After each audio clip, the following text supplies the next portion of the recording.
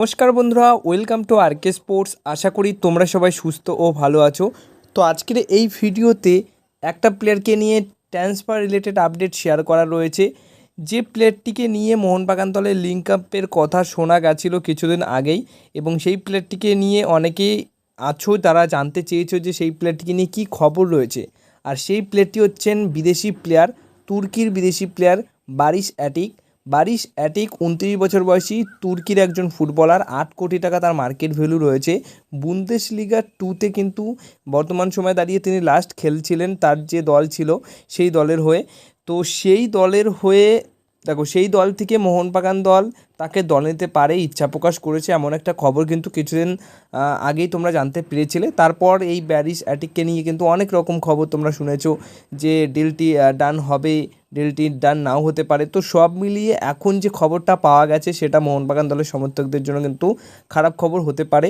যারা এই বারিশ অ্যাটিককে মোহনবাগান দলে দেখতে চাইছিলে তাদের জন্য একটা খারাপ খবর, সেটা হচ্ছে যে দলের হয়ে তিনি লাস্ট খেলছিলেন বুন্দেসলিগা 2তে, সেই দলের সঙ্গে তার এই মার্চের 28 তারিখে চুক্তি শেষ হয়ে গেছিলো। তো মার্চের 28 তারিখে চুক্তি শেষ হওয়ার ফলে কিন্তু সেই দলের সাথেই তিনি আবার নতুন করে চুক্তি বাড়িয়ে নিয়েছে। হ্যাঁ, 2025 সালের জুন মাস অবধি তার কিন্তু নতুন করে চুক্তি হয়েছে। তো আরও একটা বছরের চুক্তি কিন্তু বাড়িয়ে নিয়েছে বুন্দেসলিগা 2তে যে দলের হয়ে তিনি খেলছিলেন সেই দলের সঙ্গে।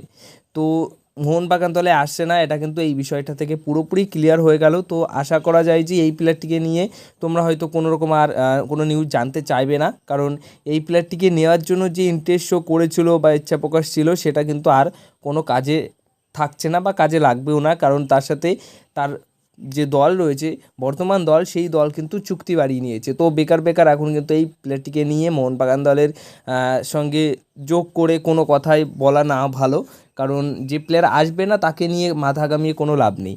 হ্যাঁ, একটা সময় সেই রকম একটা চান্স ছিল, মোহনবাগান দল ইচ্ছা প্রকাশ করেছিল, কিন্তু বারিশ অ্যাটিক তিনি কিন্তু এখনই ভারতে আসতে চাননি বা চাইছেন না, যার কারণে তিনি যে লিগে খেলছেন সেই লিগেরই তার বর্তমান দলের সঙ্গেই আরও একটা বছরের চুক্তি বাড়িয়ে নিয়েছে।